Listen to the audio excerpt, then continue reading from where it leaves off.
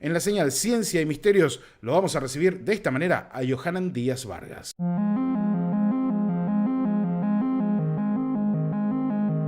Esta noche, en la señal Ciencia y Misterios, viajamos hasta México para encontrarnos con Johanan Díaz Vargas y el proceso de desclasificación acerca de objetos voladores no identificados.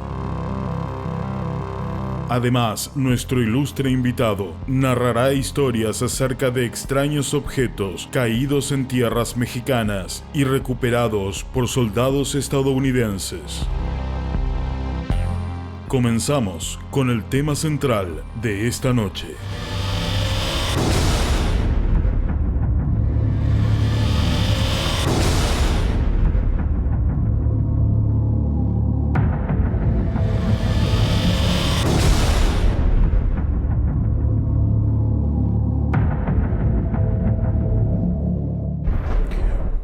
Y así conectamos con Johanan Díaz Vargas esta noche aquí lo tenemos presente, lo tenemos en primera plana. Allí está. Bienvenido, Johanan, a la señal Ciencia y Misterios por primera vez en directo. Ya te hemos tenido filmado, pero en directo es la primera vez, Johanan. Qué bueno tenerte esta noche, querido amigo. Híjoles, pues de verdad que muchas gracias, de verdad te lo agradezco enormemente.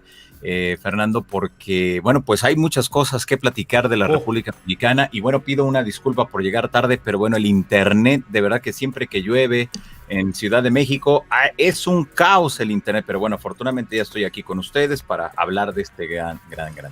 No te hagas problema. En realidad me había preocupado un poco. Digo, bueno, espero que no le haya pasado nada porque sos un profesional, porque sos muy puntual siempre y digo, bueno, algo de fuerza mayor le tiene que haber sucedido y era justamente el tema de internet. Así que en la familia señalera todos estamos acostumbrados a que estas cosas suceden. No te hagas ningún tipo de problema. Estamos entre amigos y estamos bárbaros.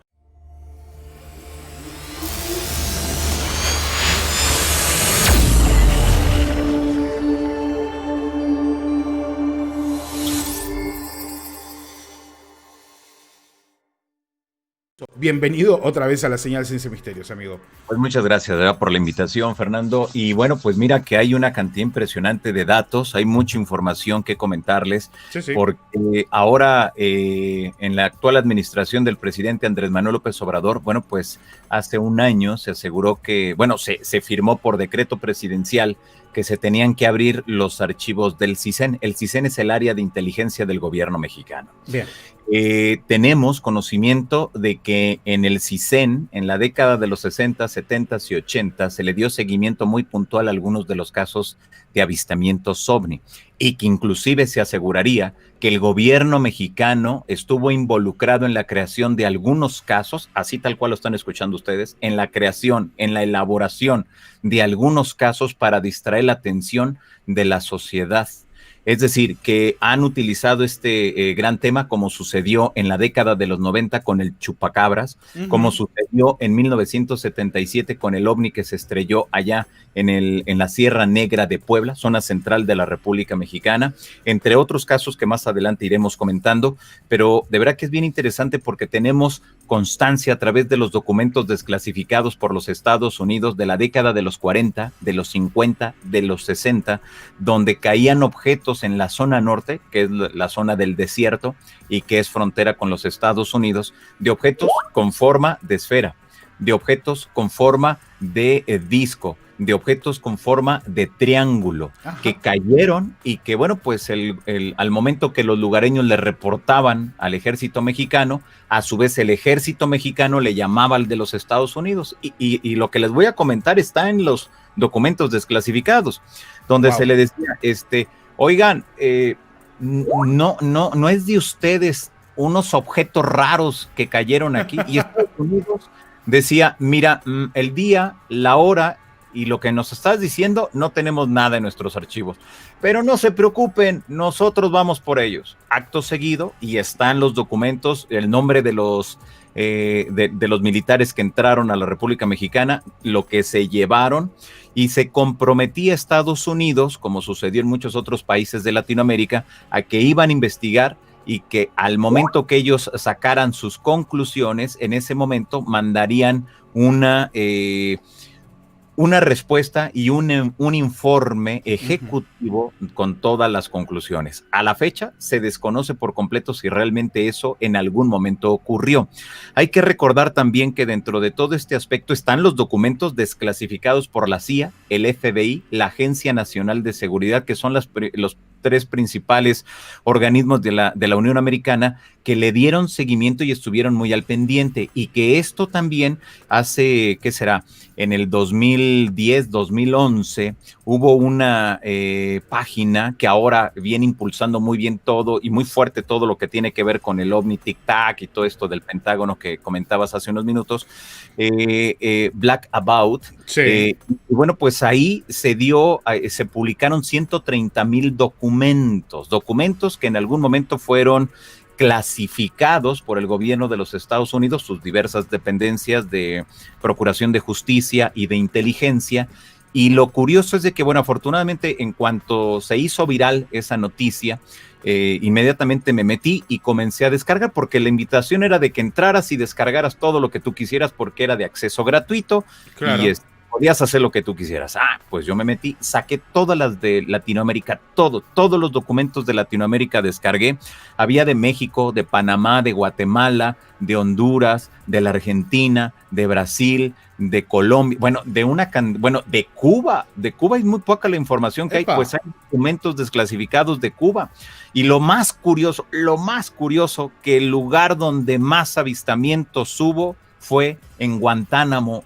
Caray. Y qué curioso que en Guantánamo después con el tiempo se construyera una base militar. Sí, ¿no? De los Estados Unidos. Dices, Guantánamo. Mira pues vos. Documentos. Entonces es bien interesante esto, porque 2 semanas después, a partir de que se dio el banderazo de salida de estos documentos, Sí. que se aseguró que eran producto de las investigaciones del Proyecto Libro Azul, es decir, todo lo que se había investigado en el Proyecto Libro Azul, todo estaba ahí. Wow. Y dices, wow, era sorprendente, imagínate.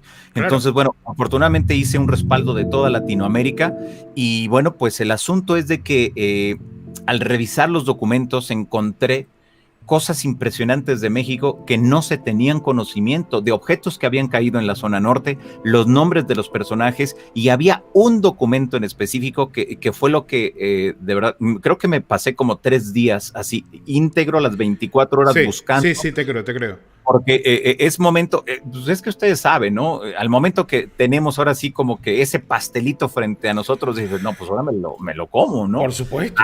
Al último.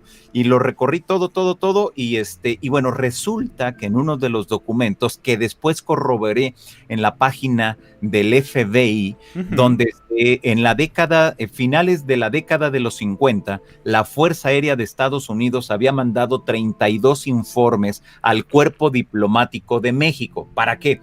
Para que en ese informe se decía cómo tenían que redactar los informes que tenían que mandar a la Secretaría de Estado de los Estados Unidos en Washington, y a qué otras dependencias tenían que mandar los informes, qué era lo que tenían que preguntar, qué tipo de fotografías tenían que hacer, al momento que llegaban al lugar, qué tipo de reconocimiento del sitio, cómo levantar las muestras, a quién se las tenían que mandar, a qué dependencia en México se las tenían que dar para que, pero de inmediato en el primer vuelo que hubiera de Ciudad de México o de cualquier parte de México hacia los Estados Unidos, fuera eso.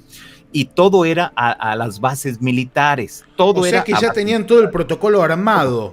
Es que recuerda, aquí hay algo bien interesante. Hay un proyecto que después de la Segunda Guerra Mundial, hay que recordar que la paranoia, si el 11 de septiembre del año 2000, del 2001 fue este asunto de la paranoia de que Estados Unidos se sentía que iba a ser agredido por todo mundo. Después de la Segunda Guerra Mundial se vivió lo mismo, es decir, en el 11 de septiembre, cuando se estrellan los 2 aviones allá y que tumbaron las Torres Gemelas de Nueva York. Bueno, pues después de la Segunda Guerra Mundial la paranoia estaba, yo creo que peor, en el aspecto de que, bueno, Estados Unidos había agredido a un país con bombas atómicas que por primera vez en la historia se utilizaban sobre la ciudadanía.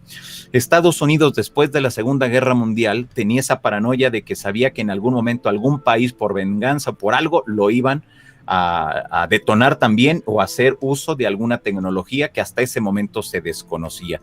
Viene el periodo de la Guerra Fría con la URSS en aquellos entonces. Sí. Y en ese proceso surge un proyecto que se llama Moondust, que es polvo lunar. Ese proyecto se aseguraba que había todo un protocolo de que si caía un objeto terrestre o así literalmente reza, terrestre o extraterrestre, en automático Estados Unidos se comprometía con ese país a llegar al sitio, limpiar la zona, pagar lo que se tuviera que pagar a quien se debiera pagar para que se pudieran sacar todas las piezas, recoger. Se encargaban de limpiar toda la zona y descontaminar, y luego tenían que llevarse todos los restos que hubieran encontrado a Estados Unidos desde cualquier parte de Latinoamérica. Pero todos, siempre de América del Sur, tenían que hacer una escala en Panamá.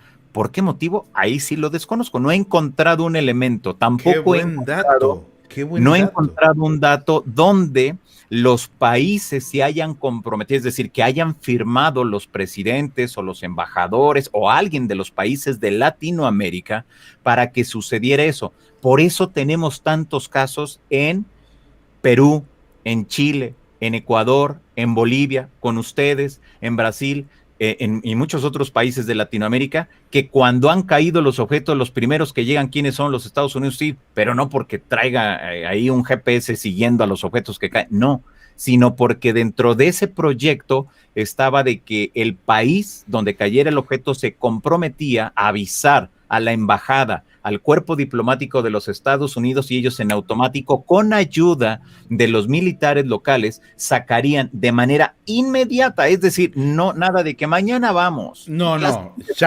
ayer.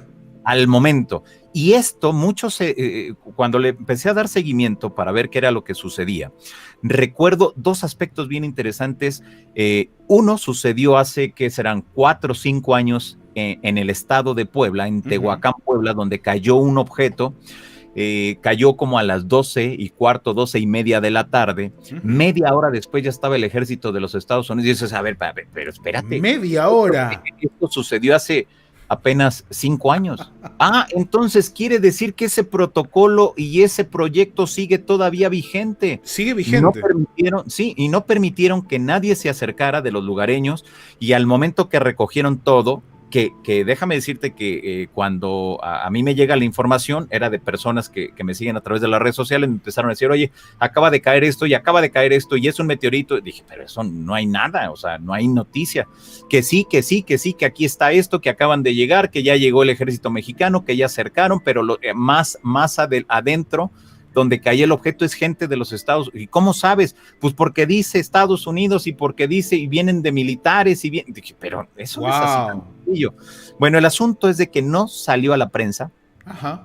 Y resulta que ya después, con el tiempo, cuando le di seguimiento después de este incidente, pues resulta que hubo gente que no hablaba español.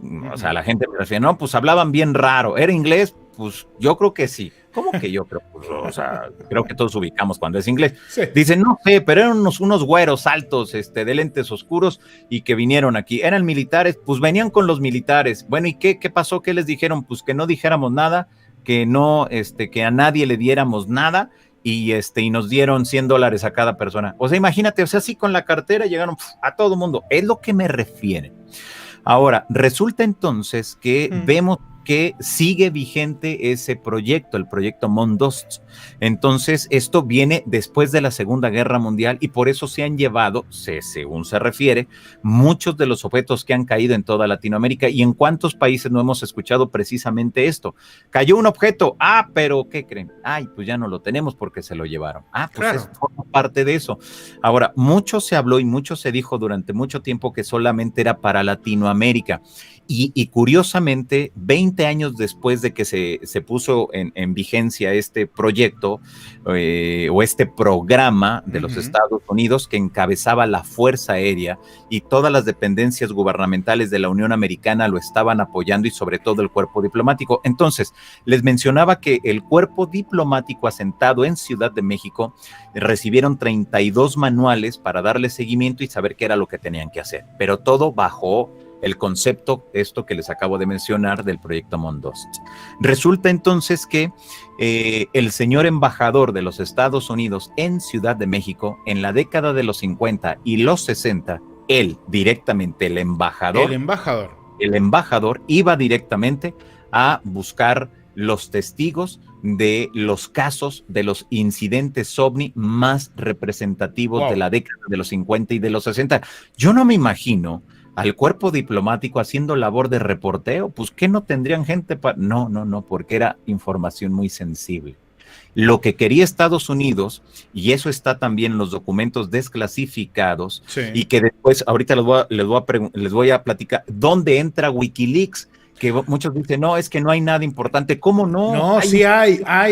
Yo también he encontrado cosas, por ejemplo, la embajada de Norteamérica en Brasilia era la que nucleaba todo lo que sucedía dentro del espectro de Uruguay, Chile, Argentina, creo que también Bolivia y Paraguay. Era la embajada que nucleaba todo lo que sucedía acá. Y de hecho hay cables de Wikileaks en los que se menciona a Fabio Serpa, porque se habla de agentes de la CIA que iban a las conferencias de diferentes, ponían diferentes investigadores que daban conferencias, qué sé yo, y querían saber de qué estaban hablando, y entre ellos nombran a Fabio Serpa, ¿no? Acá en Argentina. Entonces vos te pones a pensar y decís, bueno, cuánta actividad que hubo, cuánto foco, ¿no? Cuánto foco, cuánto interés en lo que sucedía en lo que ellos consideran que es su patio trasero, ¿no? Porque, bueno, es un poco despectivo, pero lo consideran de esa manera, ¿o no? Sí, exactamente. Entonces, bueno, aquí es bien interesante todo porque imaginémonos al cuerpo diplomático bajándose de sus autos súper lujosos y todo, yendo a entrevistar a la gente que había tenido los avistamientos y curiosamente en la década de los 50 y los 60, en los estados de la República Mexicana donde hubo mayor incidentes de ovnis, fue donde parte del cuerpo diplomático comenzó a poner oficinas, que eran los famosos cónsuls. Entonces, los puso, pero desde luego, para atender a su gente, según se refirió, pero también a mí me llama poderosamente la atención que al momento que reviso la casuística OVNI, cómo estuvo en los 50s y 60s, y en dónde estuvo apostado el cuerpo diplomático, dices, pues es donde hubo más avistamientos. Hay un incidente, 2 incidentes que les voy a comentar así brevemente. Uno de ellos ocurre donde vieron muy cerca del aeropuerto internacional de la Ciudad de México, esto fue a mediados de los 50, donde eran objetos con forma de disco, objetos que habían sido entre 6 u 8 objetos en total. Y bueno, pues llega la noticia, se publica en algunos periódicos en aquellos entonces, y en los documentos desclasificados están los dibujos de los testigos, está y dice, y firmado por el señor embajador que lo manda a la Secretaría de Estado de los Estados Unidos, con varias copias, eran en total 13 o 17 dependencias de Estados Unidos. Es decir, que al momento que iban con el testigo, tenían toda la información y la mandaban, pero de manera inmediata. Aquí hay un dato bien interesante también. Sí. Muchos de los periodistas que le dieron en México seguimiento al tema de los ovnis, iban directamente a la embajada de los Estados Unidos a decir, señores, tenemos tal caso. Señores, ¿ustedes tienen más información de este avistamiento, de estos platos voladores o de estos ovnis o de este aterrizaje? Entonces les decían, no, pero tráeme toda la información y nosotros, bueno, pues ya la investigaremos. Lo hacían con toda la buena voluntad del mundo y terminaban trabajando para los servicios de inteligencia. Sí, pues ahora sí que sin quererlo, ¿no? Sin quererlo lo hacían y así le daban seguimiento. Entonces, tenemos por el lado de la zona norte de México los constantes objetos que cayeron, que está debidamente documentado en esa documentación, en esos archivos desclasificados tenemos en la zona central de la República Mexicana. Y otro de los incidentes que me llamó mucho la atención, cuando en Tamaulipas, ustedes saben que en Tamaulipas se ha hecho viral que hay una ciudad que asegurarían al 2020 que es custodiada por los ovnis, por los extraterrestres, que no permite que los huracanes lleguen, que se llama Playas de Miramar.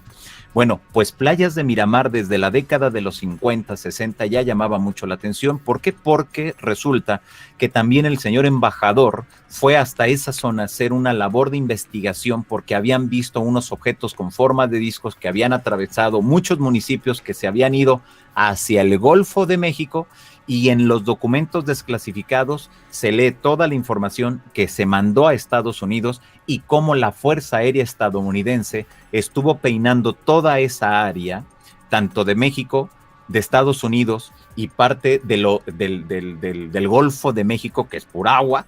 Estuvieron peinando durante varios días porque ellos consideraban, más allá de que, en general, con todos los casos, más allá de que fuera una amenaza extraterrestre, que pudiera tratarse de algún país enemigo que estuviera experimentando con alguna tecnología para atacar a los Estados Unidos. Por eso mismo, y dentro de ese mismo tenor, el hombre mejor informado durante varias décadas del tema de los ovnis fue Edgar Hoover, el director del FBI.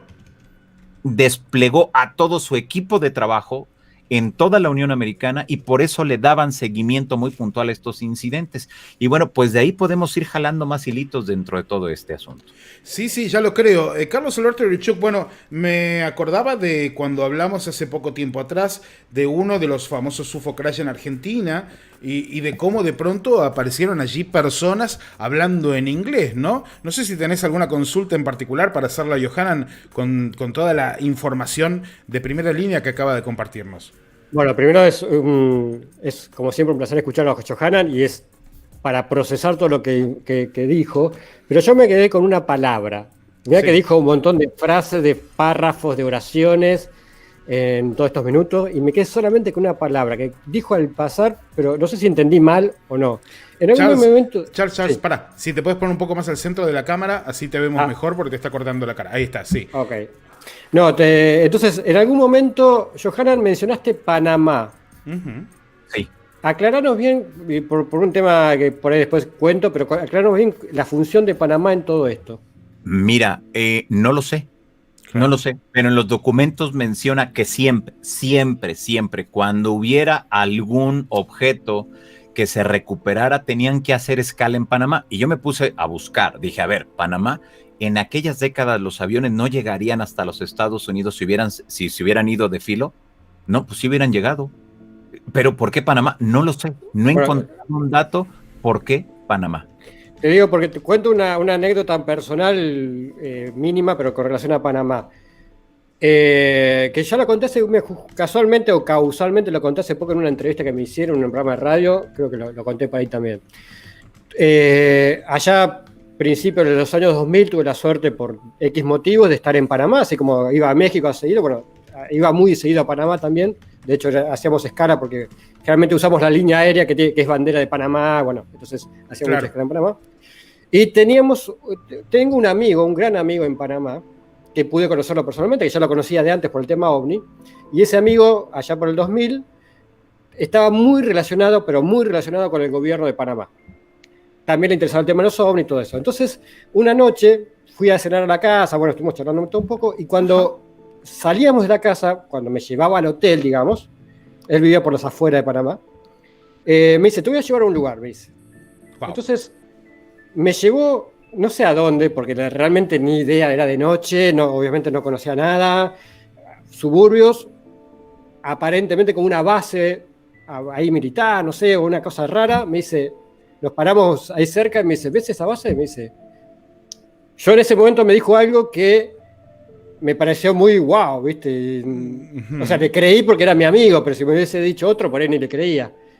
Me dice, en esta base trajeron, mirá lo que me dijo, trajeron al extraterrestre de que cayó en Varginha, en Brasil, antes de mandarlo a Estados Unidos, lo trajeron acá a esta base. Y me quedé ahí. Oye, es un super dato, ¿eh?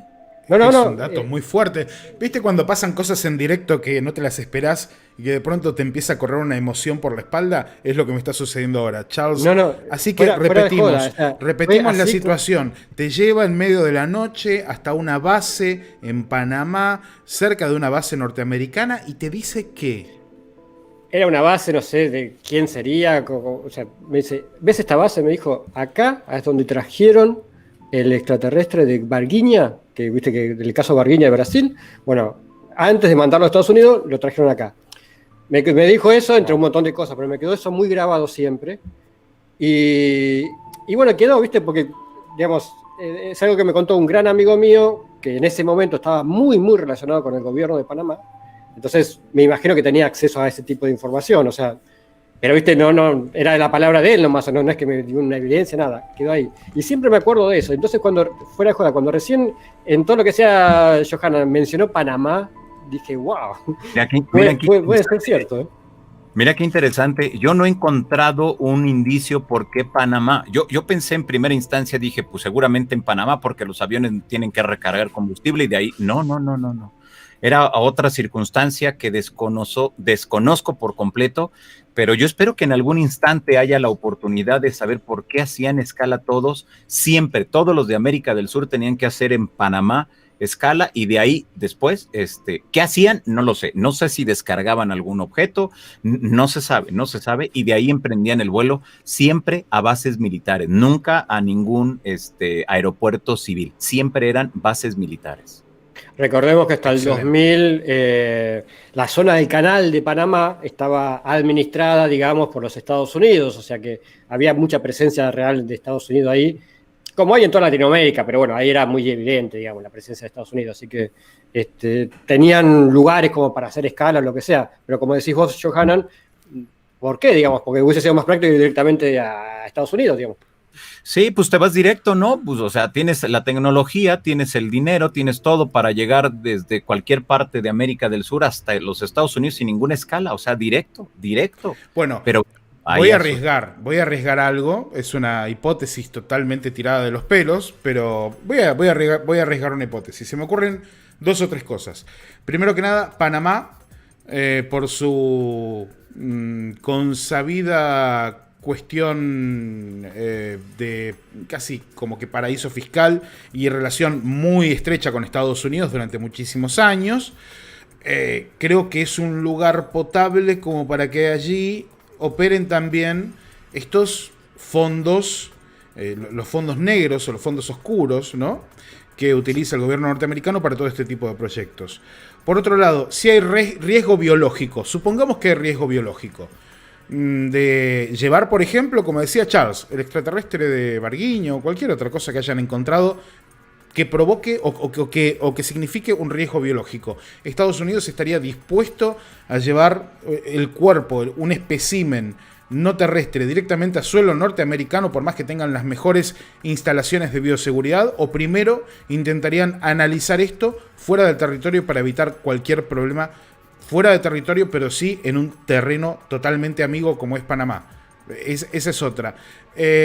Otra cosa que se me ocurre, bueno, probablemente, ¿por qué no? Esta amistad, esta cercanía haya generado, porque yo siempre me acuerdo de Emmett Howard Hunt, ¿no?, que era este espía norteamericano que estuvo implicado en la muerte del Che Guevara, que estuvo implicado en Bahía de Cochinos, que él decía que estuvo implicado en la muerte de John Fitzgerald Kennedy, que de hecho casualmente se lo ve en fotografías el mismo día, en el mismo lugar, cuando él decía que estaba en otra parte, que estuvo muy metido en el operativo Contra en América Latina, que estaba muy metido en el operativo Cóndor en América Latina. Bueno, Emmett Howard Hunt tenía su base de operaciones en Panamá. Justamente la tenía en Panamá. O sea, la CIA estaba operando y estuvo muchos años operando en Panamá para controlar los aspectos relacionados a América Latina. Me parece que podría tener que ver, por lo menos, no te digo que Hunt esté metido en esto también, pero otra división, porque si estaba tan instalada allí, y no me parece tan extraño. Híjole, pues es que puede ser todo. a la vez. O sea, realmente O también, puede ser sí. todo, ¿no? O puede Mira, ser todo a la vez. les mencionaba hace rato lo de Wikileaks, y eso está abierto para todas las personas que deseen, ¿no? Buscar, si entran a la página de Wikileaks y ponen la palabra UFO, la palabra OVNI, la palabra aliens, extraterrestre, les van a salir algunos documentos, algunos cables, como ellos les nombran, que realmente eran así tal cual, eran chismes. Yo iba por tal pasillo y escuché que fulano de tal partido, de tal gobierno, dijo tal cosa. Y así está, iba por tal pasillo y escuché tal cosa. Y eso era lo que mandaban. Pero hay un dato súper interesante que tiene que ver con todo este asunto de la desclasificación y los documentos que operaron durante la década de los 50, 60 y 70 en América Latina. Cuando se manda, mucho se dijo que en los últimos meses del 69 había terminado el famoso proyecto Libro Azul. Pero nadie más nos da más información después del proyecto Libro Azul, y se dijo que Joseph Dahlen Hynek había dejado de trabajar, quien es considerado el padre de la investigación científica del tema de los ovnis.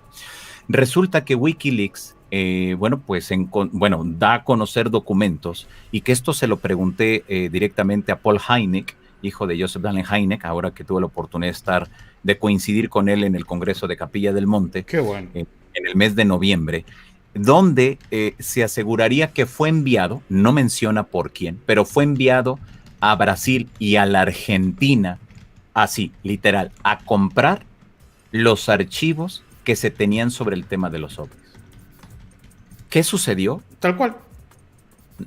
Pues si lo mandaron allá, pues me imagino que hizo las negociaciones pertinentes, no para tener una copia, ojo, no era para tener una copia, era para comprar los archivos. Paul Hynek me dijo, mira, de verdad, lo que me estás diciendo es la primera vez que lo escucho. Pero le digo, pero está publicado, o sea, Wikileaks se lo dio a conocer. Y lo más interesante es de que, bueno, a lo mejor pudiéramos pensar que fue algo, una nota que alguien inventó o cualquier cosa, ok. Pero curiosamente, en esas mismas fechas, cuando Hynek se encontraba tanto en Brasil como en la Argentina, hay otros cables donde, bueno, él iba con una misión, pero había otras personas a su alrededor que estaban vigilando lo que hablaba, cómo lo decía, a nombre de quién lo decía y todo. Y está la secuencia, el doctor Hynek se entrevistó con el legislador fulano de tal partido, a tal hora, en tal salón, y habló de tal cosa. Y dices, wow, o sea, le estaban dándose, a lo mejor sin darse cuenta él.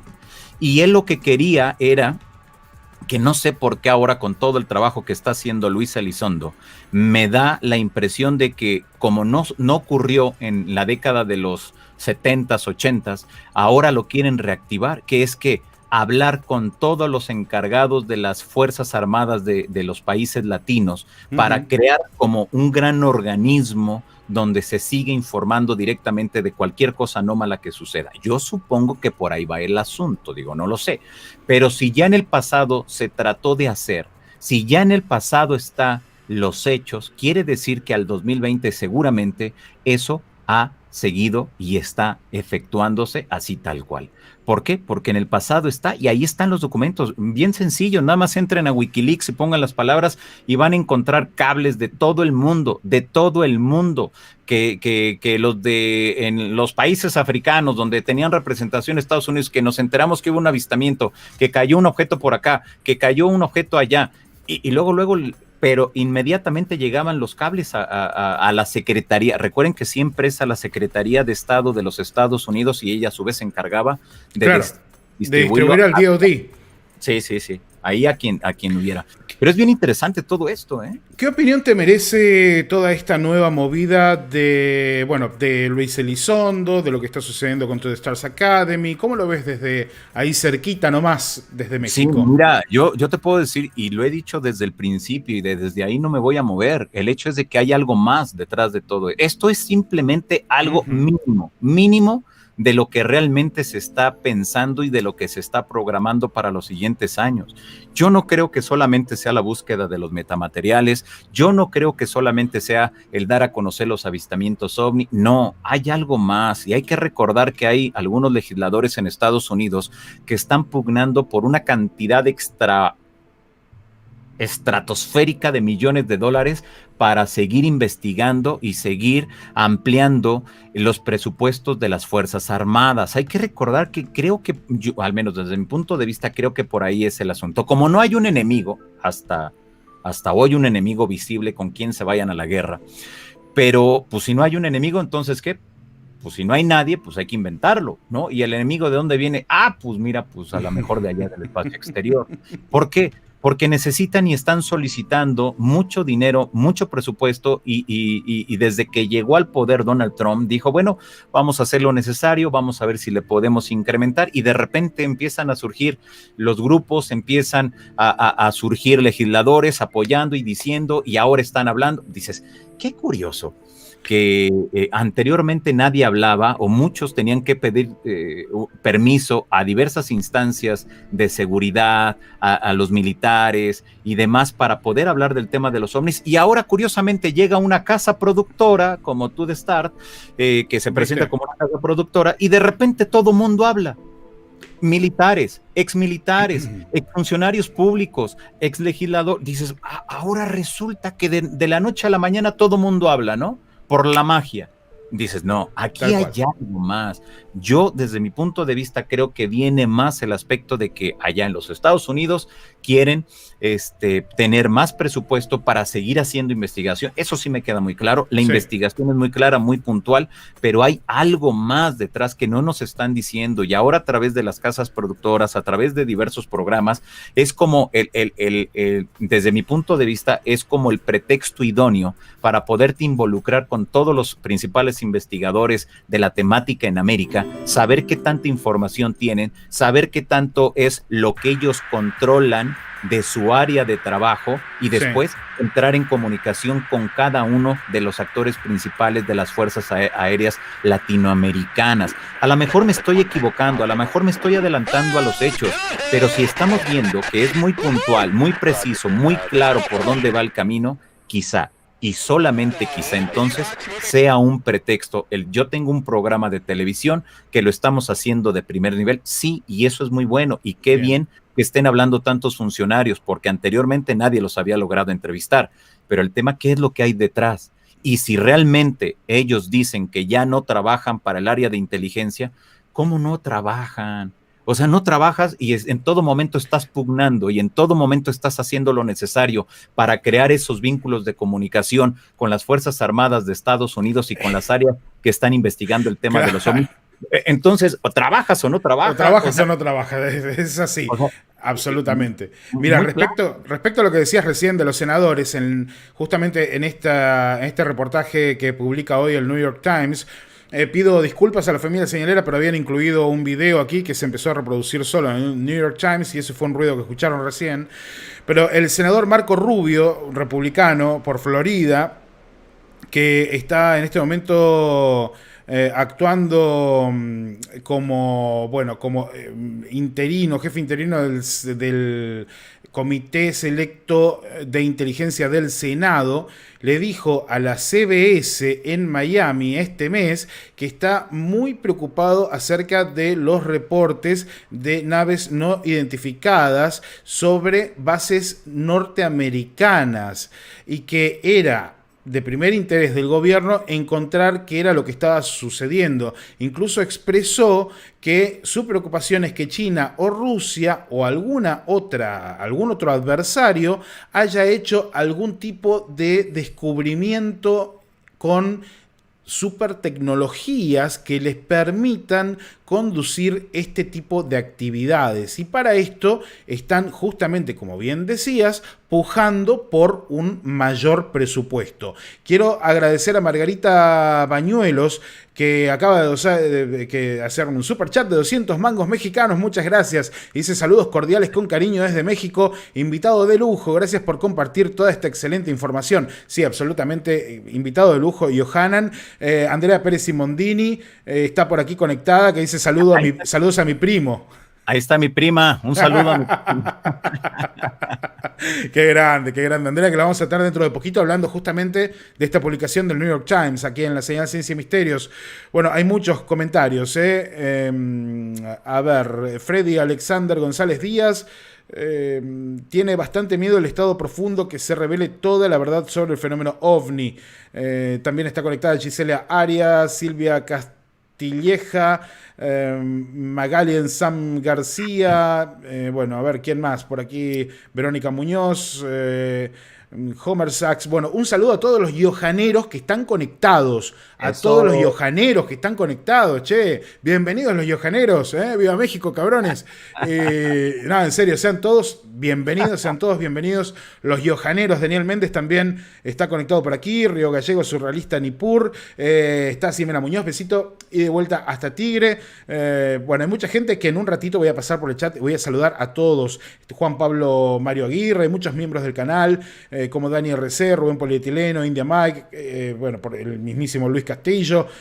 Hay mucha gente conectada esta noche, así que muchas gracias. Neo Rage, María Beatriz Vázquez dice, y otra, no veo la hora de que todo salga a la luz. Por favor. Ricardo Rodríguez dice, saludos Yohanan y Yohaneros. Bueno, viva México, y dice India Mike desde Junín, Argentina. Café Ufológico, Proyecto Sirio, Skywatchers Perú. Saludos Fernando, te envió un mensaje a tu Instagram. Bueno, gracias. Ahora después del programa lo voy a revisar. Esteban Lingeri también está conectado. Bueno, saludos para todos. Charles, bueno, ya para ir redondeando esta charla con nuestro ilustre amigo esta noche, que tanto nos está brindando, ¿hay algo más que quieras agregar, que quieras preguntarle? No, simplemente comentar algo que ya se sabe, digamos, y ya lo mencionó Yohanan. Es increíble la facilidad con que Estados Unidos, gracias a este acuerdo o por algún otro acuerdo que desconocemos, o simplemente por voluntad propia, interviene cuando realmente hay un caso importante, con evidencia importante en cualquier país, y particularmente acá en Argentina, digamos, yo siempre digo lo mismo, ¿no? Hay muchos ejemplos, muchos casos argentinos donde cuando pasa realmente algo importante, donde hay una evidencia importante, un testigo importante, de alguna u otra forma siempre llega la gente que habla inglés y se lleva todo. Pasó en la famosa caída de Salta, pasó en los casos de la base General Belgrano, de Puerto Belgrano. Es más, con el caso Polanco, que a Jorge le vinieron hasta a preguntar a ver qué había pasado. Entonces, es así, digamos. Más allá de que haya un tratado, en lo personal siempre me molestó esa parte, ¿no? Que venga esta gente con total impunidad y haga lo que quiera. Está bien, más de uno me va a decir, no, bueno, porque hay tratados que hay que respetar, bla, bla, bla, pero bueno, siempre, a ver si nosotros podemos hacer lo mismo, a ver si se nos cae un cohete ahí en Norteamérica, a ver si podemos ir a buscarlo. A ver. Bueno, mira, yo voy a contar algo que creo que nunca conté en el programa, Yohanan, como sí, para que veas también que pasan algunas cosas en Argentina, incluso con cuestiones menores. Resulta que mi padre tuvo un encuentro cercano del tercer tipo allá entre el año 72, 74, no lo tengo muy claro, en un campo de su propiedad, en la zona de Utracán, en la provincia de La Pampa, en el centro de Argentina, puerta de la Patagonia. Y fue algo muy fuerte, ¿no? O sea, se encontró con un objeto, probablemente tripulantes, hubo un disparo de por medio. La historia está completa en el canal de YouTube, lo buscan como el caso Jaime Silva, es el caso de mi papá. Y cuando pasan los años, resulta que nosotros nos mudamos varias veces por Argentina. Cuando regresamos a la provincia de La Pampa, nosotros vamos a parar a la casa, que en este momento es la casa de mi mamá, en un barrio totalmente nuevo. ¿A qué me refiero? El barrio todavía ni siquiera había sido inaugurado. no había una dirección catastral de la casa, no tenía un número, no existía en la calle, todavía no había gente viviendo en el barrio y nosotros entramos antes de que ingrese, aproximadamente un mes y medio antes de que la gente ingrese al barrio. O sea que no teníamos ni teléfono instalado, ni figurábamos en ninguna guía, nadie podía encontrar esa casa ni saber que esa casa estaba habitada. Bueno, una tarde apareció, y esto me lo contó mi mamá, que lo recuerda perfectamente, un hombre vestido con su trajecito oscuro, tirando a negro, a preguntarle a mi papá por su experiencia. Lo tuvo toda la tarde, pregunta a repregunta, y se fue. Y el acento de este hombre, según creo recordar lo que me contó, no era del todo, si bien hablaba un español muy fluido, no era del todo local, por lo menos. Algo que, por supuesto, es extraño, ¿no? Cosas que pasan. Entonces tendríamos que tratar de ver hasta qué punto estos servicios están insertos para tratar de buscar datos cuando los eventos son muy fuertes, Johanan. Te doy dos datos. De esto que estás mencionando, te doy dos datos. Uno, el contacto con extraterrestres Enrique Castillo Rincón. Después de que él vive su experiencia, comienzan a darle mucha información. Estas entidades que él aseguró en su momento que eran seres de las Pléyades, después también dijo que eran seres de Venus. Llegó un grupo de gente de la CIA y se lo llevó. Se lo llevó varios días a Estados Unidos. Claro. ¿Por qué? No se sabe. La familia en los últimos meses ha solicitado que se desclasifique el expediente y la respuesta oficial que me la mandaron, membretada, firma y todo, dicen, esta información no puede ser desclasificada porque está clasificada dentro del tema de seguridad nacional. Dice seguridad, un contactado, pues no, que los contactados no tienen información buena. Pues sí, algo les llamó la atención del caso de Enrique Castillo Rincón, que se lo llevaron. Segundo dato que les tiro a la mesa en estos momentos. Carlos Antonio de los Santos Montiel es considerado uno de los casos más extraordinarios dentro de la casuística ovni mexicana, que fue el encuentro de una avioneta con tres objetos con forma de discos que en la parte superior tenían una especie como de tubito. Eso llama mucho la atención porque era un tubito. Entonces, bueno, pues uno de estos objetos se le pega en la panza de la avioneta, que era una avioneta Piper, o sea, chiquita, y los otros dos objetos se le posan sobre las alas. Al momento, Carlos Antonio de los Santos Montiel, que era un joven piloto aviador, pues llama a torre de control. Afortunadamente en su momento se grabó y afortunadamente existe la grabación de torre de control con Carlos Antonio de los Santos Montiel. Ese es el contexto. Se estuvo paralizado 1 hora con 15 minutos el Aeropuerto Internacional de la Ciudad de México. 1 hora con 15 minutos se paralizó por completo las operaciones. Todos los servicios de emergencia estaban sobre la pista que le ordenaron que tenía que descender, pero los objetos lo empezaron a elevar más a un punto que ya la avioneta en cualquier momento tendría serios problemas o el piloto se desmayaría. A la pelota. Entonces ahí fue cuando él entró más en pánico porque no tenía control de la avioneta. De repente, ya muy cerca del aeropuerto, los objetos, hay lectura de radar. Es decir, el radar lo detectó y fue visto también con binoculares a los objetos que se fueron hacia los volcanes. Resulta entonces que dentro de este proceso, el presidente de los Estados Unidos mandó a Joseph Allen Hynek a investigar el caso. Directamente le llama el señor presidente y le dice, vaya y búsqueme toda la información. Por eso es ahí cuando yo digo, pues no, que ya no trabajaba para Estados Unidos. No entiendo, ahí es la parte donde, pues no, que ya no trabajaba. Yo no le puedo pedir a alguien que no trabaja para mí, oiga, vayas a investigar ese caso. Claro, no tiene sentido. No. Bueno, vino.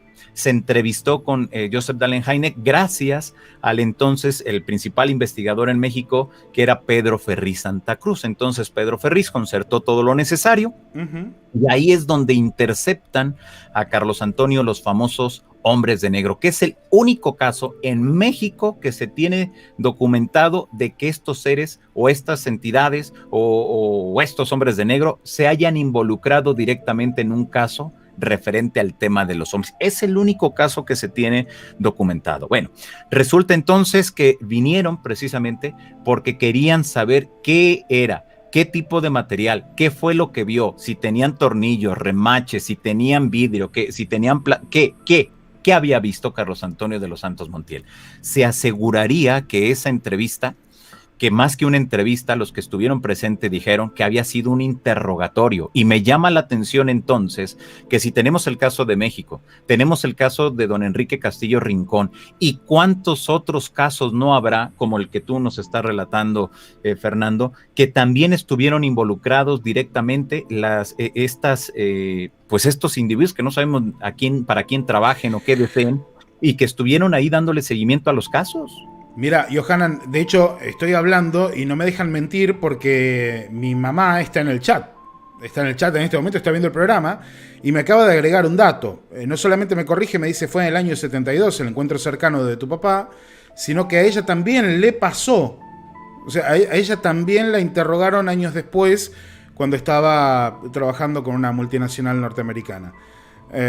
Y era un hombre vestido de gris. Bueno...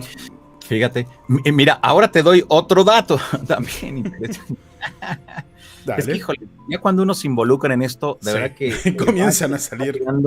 Más allá, bueno, la mayoría de personas me ubican porque le doy seguimiento al tema del contacto y todo, que de verdad es otro tema que me apasiona, pero también el encontrar, el pasarte días enteros traduciendo los documentos desclasificados, haciendo la conexión entre los países. Conozco la sensación. Este investigador estuvo aquí y de repente se fue para acá y de repente dices, qué curioso, ya le di el seguimiento de toda la gira que hizo este investigador o que hizo tal persona o lo que haya sucedido. Mira, en México siempre se decía que las Fuerzas Armadas y las áreas de inteligencia le daban seguimiento al tema de los ovnis. Y hay así como un mito urbano dentro de la comunidad ovni en México, que les da mucho miedo, que en algún momento los vayan a detener o los vayan a desaparecer, etcétera. Diga, cálmense, pues si no tienen tantas cosas tan importantes como para que los desaparezcan. Claro. Entonces, pero confirmé esa información cuando recibo la invitación a la Secretaría de la Defensa Nacional a dar un par de conferencias. Yo recuerdo que la primera vez que me llamaron dije, ¿de dónde me estás llamando? No, pues estoy de la Secretaría de la Defensa Nacional, queremos que venga a darnos una conferencia al Hospital de la Mujer, y todo lo manejó y todo lo orquestó la doctora Meli, que le agradezco enormemente porque ahí entendí muchas de las cosas, cómo funciona dentro de las instancias militares mexicanas. Tal cual. Resulta que se da la primera conferencia en el Hospital de la Mujer de la Secretaría de la Defensa Nacional. Entonces, muy bien, todo muy chidito y pues fantástico, ¿no? Pero yo iba muy nervioso. No es normal que las fuerzas militares te llamen, oiga, venga, dame una... No, para nada. No. Y dije, wow, de verdad, oiga, no se habrán equivocado, pero pues yo no soy el más conocido en estos momentos. No, queremos que usted venga. Seguro que yo, pero ¿por qué yo? Que venga y acá le explica, pero oiga, y yo pregunte, pues es que no es, dije, no, ¿y qué tal si voy y ya no me dejan salir? Entonces, dije, bueno, pues está bien, pero ¿puede alguien acompañarme? Y me llevé a mi hija, dije, pues si pasa algo, pues ella, en ese momento, era menor de edad, dije, pues no va a pasar nada malo, ¿no? Claro, no, por supuesto. No, dije, no es de que tuviera miedo, dije, pero hay que tomar las previsiones, ¿no? Más vale. Y bueno, ya llegué, me atendieron muy bien, me trataron muy bien, me preguntaron muchas cosas. Y bueno, recuerdo que ahí en la primer conferencia que di, les pregunté, oigan, ¿puedo tener acceso al archivo que ustedes tengan? No. Oigan, ¿puedo checar ahí como a ver qué es lo que tienen? No. Digo, entonces, ¿como para qué me llaman? Claro. Me invitamos por esto. Y les voy a contar porque, bueno, en su momento me pidieron que no lo hablara durante el sexenio del presidente Enrique Peña Nieto. Creo que esta es la primera vez que voy a hablar de esto porque no lo he hablado.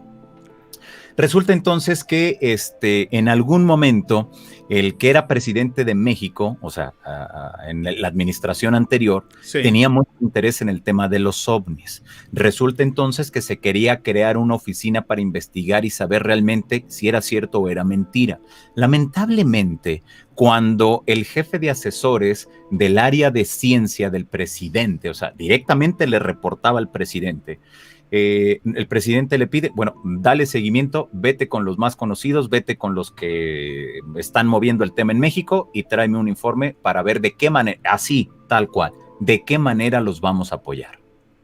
Se va, este señor comienza a hablar, pero lamentablemente se entrevistó con personas que le empezaron a hablar de puertas dimensionales, que le empezaron a hablar de casos de contactados. Cuando yo me entero ya no se podía rescatar absolutamente nada. Dice, ¿cómo le hablas de puertas dimensionales? ¿Cómo le hablas del chupacabras? Digo, ¿qué no saben que en Latinoamérica hay 5 países que tienen una oficina encargada de investigar de manera oficial el tema de los ovnis? ¿Qué no saben la cantidad de documentación desclasificada por la CIA, el FBI, la NSA de Estados Unidos que hacen referencia al caso? ¿Qué no saben la casuística ovni mexicana tan rica? Pues yo creo que o se pusieron nerviosos o algo sucedió que dijeron, no, estos, o sea, de verdad que déjenlos ahí solitos, que solitos se van a acabar, entre ellos se van a acabar, ¿no? Qué bárbaro. Acto seguido, me llaman de la secretaría y me dicen, oiga, queremos que venga usted aquí. Dije, bueno, pues está bien. Y ya cuando estoy ahí, entonces me explican, queremos crear una oficina para que investigue el tema de los ovnis, todo en bajo perfil. Queremos crear todo lo necesario para tener los convenios. Y como sabían en ese momento que tenía el vínculo con las oficinas encargadas, inmediatamente le llamé a mi prima, a Andrea Pérez Simondini, le hablé a mi otro primo allá en Perú, y así le hablé a muchas personas. Bueno, a los que sabía que estaban de cierta manera involucradas con el tema de las oficinas, y me dijeron, Johanna, lo que necesites, pero ya, cuenta de eso, pero ya. Entonces empezamos a trabajarlo, nos empezamos a reunir, empezamos a tener los puntos para ir conformando todo, pero de repente todo se cayó, todo se paró. Todo, absolutamente todo se paró. Pero viene la segunda conferencia, que esa fue muy importante, que fue con la Fuerza Aérea Mexicana, que por primera vez se daba una conferencia en las instalaciones de la Fuerza Aérea, del área de inteligencia de la Fuerza Aérea Mexicana, sobre el tema de los ovnis. Había mandos medios y mandos superiores. Recuerdo que ya después, yo iba más nervioso que la primera vez, porque dije, aquí me van a despedazar. Claro. Pues, al momento de que yo estoy hablando con pilotos, con gente de los radares, con gente que sabe mucho, yo no sé, o sea, yo no sé muchas cuestiones técnicas de la aeronáutica. Dije, bueno, pues yo voy y voy a presentar los casos más impactantes de México. Y resulta, estoy seguro que ustedes conocieron y escucharon el video de la Secretaría de la Defensa Nacional del mes de marzo del año 2004, los ovnis de la Sedena. Bueno, pues estaban 2 de los pilotos que habían participado ahí. Wow. Y estaban en primera fila o sea, de verdad que fue impresionante, pero yo estaba más nervioso. Bueno, yo empiezo mi conferencia, muchos videos, muchos testimonios, y de repente, bueno, ya terminando, pues cuando uno termina, te aplauden. Claro, ¿no? Sí. ¿No? Y yo dije, creo que aquí ya las cosas están mal, ¿no? Claro. Entonces se levanta uno, yo supongo, nunca se presentó esa persona conmigo, se levanta, se sale, va a la comitiva detrás de él, y en eso ya llega el que a mí me recibió, que era el que le seguía, es decir, el secretario de la Defensa Nacional, le seguía el jefe, que era el del encargado general de la Fuerza Aérea, y llega y me dice, bueno, le pide a todos que si tenían preguntas, que era el momento de hacerlas, y que compartieran conmigo la información que tenían. Dije, de verdad, pero yo así me quedé como, ¿de verdad van a compartir? Entonces ya llega el aplauso, empiezan a subirse y empiezan a platicarme, y recuerdo que ahí les dije a esta persona, le pregunté, oiga, ¿puedo tener acceso? ¿Puedo mirar los archivos? ¿Puedo? Dice, no lo puedes. ¿Con quién tengo que hablar? Pues habla con el presidente o habla con el secretario de la Defensa Nacional. Claro. Pero pues o sea, no es así de que yo le volteé y dice, es que él es el asistente. Dije, ¿de verdad? Dice, sí. Wow. Entonces ya me presentan con el asistente y todo, y bueno, pues nada, o sea, de verdad que es impresionante todo lo que ocurrió, pero lamentablemente no se pudo tener mayor Qué información. lástima. No, se paró todo porque hubo cambios en los mandos medios de la secretaría que eran, y fíjate, muchas veces pensamos que los que tienen un cargo importante dentro de la milicia es gente que tiene 60, 70 años, ¿no? Claro. Aquí eran gente muy joven, o sea, prácticamente podemos decir que Mira eran... vos. Mira Entonces, vos. eran ellos precisamente los que dijeron, no, tenemos que saber qué es eso que está sobrevolando. O sea, traen una ideología completamente distinta. Yo les decía, bueno, pero sí, es lo que hace falta. Si son de varias áreas ustedes, ¿por qué no se juntan? Dice, es que no es así de que nos vayamos un día a comer y nos pongamos de acuerdo, porque te pueden acusar de que estás haciendo cosas raras en contra de... Dice, o sea, hasta conspiranoicos salieron estos señores. Pero bueno, es un bien problema. interesante. Y ahí es cuando yo confirmo, porque a alguien de los que estaban ahí dijo, no, pues es que nosotros vamos a todas las conferencias. Dije, ¿qué? ¿Cómo que van a todas? Dice, sí, nosotros hacemos informes de todo lo que ustedes dan y sabemos perfectamente quién es cada uno. Dije, ¿de verdad no me digas? Wow. Dije, sí, nosotros vamos y estamos encargados de saber que queremos, nosotros debemos, ¿cómo me dijo? Utilizó unas palabras muy raras, pero lo que me daba a entender de que ellos tenían la obligación de, no recuerdo bien lo que dijo, pero era que ellos tenían que saber todo lo que nosotros sabíamos. Primero que nadie, porque iba de por medio la seguridad nacional. Claro. Y ya con siempre, eso me contestó, ¿no? Y sí, siempre está de por medio la excusa, buena o mala, de la seguridad nacional. Bueno, Yohanan, vamos a ir cerrando esta primera intervención en directo, porque nos está esperando Carlos Rossi desde Ecuador. Pero la verdad es que seguiríamos hablando horas con vos, horas y horas. Tengo algún dato más que me está dando mi mamá por aquí. Dice, la visita en casa a tu papá fue en agosto del año 1987. A mí me visitaron en febrero del 95 y preguntaban por tu papá, que había fallecido en octubre del 94.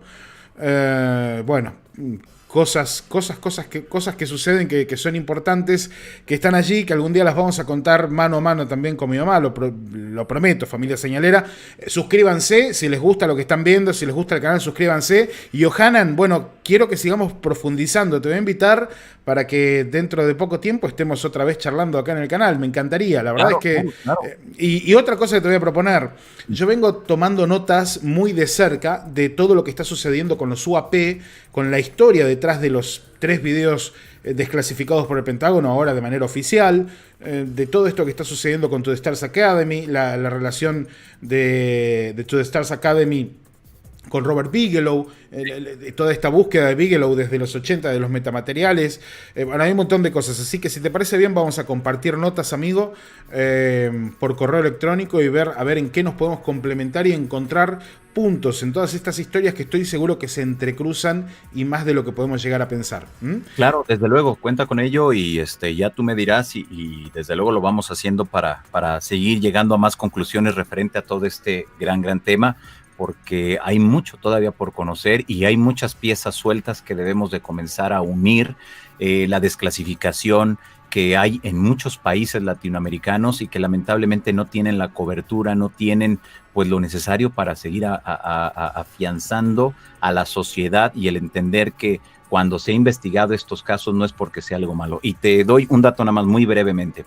Mucho se habla de los avistamientos registrados en noviembre del 2004 por parte de las Fuerzas Armadas estadounidenses, sí. El famoso ovni del Tic Tac. Hay que recordar que en el 2004, en el mes de marzo, México fue el primer país que reportó la presencia de objetos con las nacientes cámaras de visión infrarroja. Claro. Hay que recordar que fue en el mes de marzo sobre el sureste de la República Mexicana, un avión militar en labores de inteligencia para detectar plantíos de enervantes y de repente se topó con 11 objetos que a simple vista no se veían y que después de no duró 30 segundos ni un minuto, 32 minutos. 32 minutos.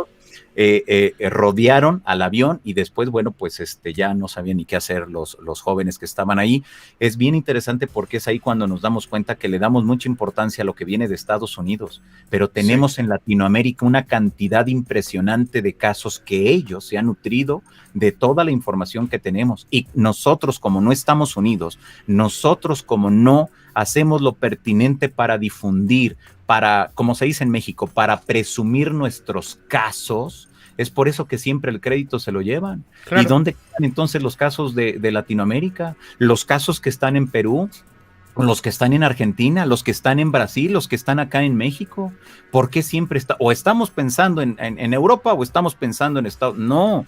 Nosotros, Latinoamérica, tenemos la fuerza, tenemos la capacidad, tenemos la información, tenemos todo. Absolutamente de acuerdo. Crear lo necesario, esos vínculos de comunicación, pero vuelvo al punto. El asunto es de que si seguimos haciendo este tipo de ejercicios, ahora a través de las redes sociales, podemos juntarnos y crear realmente un frente muy importante de investigación y difusión, que Bien. Eso es lo que realmente necesita la investigación ovni latinoamericana. Bueno, Yohanan, entonces tenemos que estar más cerca que nunca, porque además también como periodistas, como colegas, me parece que colaborar de esta manera ayuda a que nuestros públicos estén informados de la mejor manera posible. Entonces, la verdad es que ha sido un enorme placer tenerte, amigo, esta noche en La Señal. Bueno, Fortu, Charles, también salúdenlo, que nosotros ya nos tenemos que meter con el tema que sigue en La Señal. Saludos, Yohanan. Sí, un gusto haberte tenido acá en el programa y muy interesante la data que has brindado. O en otra ocasión yo también tengo mi pregunta, pero quedará para otra ocasión. Estamos complicadísimos con el tiempo. Te pido mil disculpas, Fortu. Sí. Charles. Saludos, Yohanan. Un fuerte abrazo de acá desde Argentina. Siempre un placer escucharte. Muchas gracias, amigo. Te mando un fuerte abrazo y gracias, de verdad, te lo agradezco. Bueno, muy bien. Yohanan, un abrazo gigante también para tu señora, para Lourdes. Envíale un abrazo gigante. Y bueno, estaremos en contacto con Yohanan Díaz Vargas. Dame tus canales para que vayan y se suscriban los miembros de la familia señalera. Sí, ¿Dónde claro. te encuentran? En todas las redes sociales como Yohanan Díaz, pero recuerden, Yohanan va con Y, porque siempre me buscan con J, y ahora todas mis redes sociales he tenido que poner la palabra Yohanan con J. Claro, para que también lo encuentren, el hashtag, el metadato. Todo con Y, Yohanan Díaz en Twitter, Instagram, Facebook y en YouTube. Perfecto, entonces buscan Yohanan Díaz. Igual aquí los moderadores van a estar dejando los enlaces a los medios de Yohanan Díaz para que lo sigan, para que puedan incluso enviarle sus propios casos desde diferentes lugares de Latinoamérica. Otra vez, muchas gracias, querido amigo, y no veo la hora de que volvamos a conectarnos con México para estas charlas. Un abrazo desde la ciudad. Gigante. Gracias.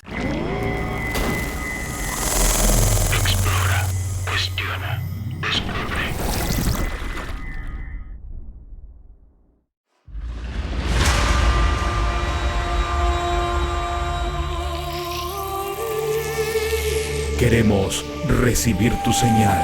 Estas son nuestras vías de comunicación.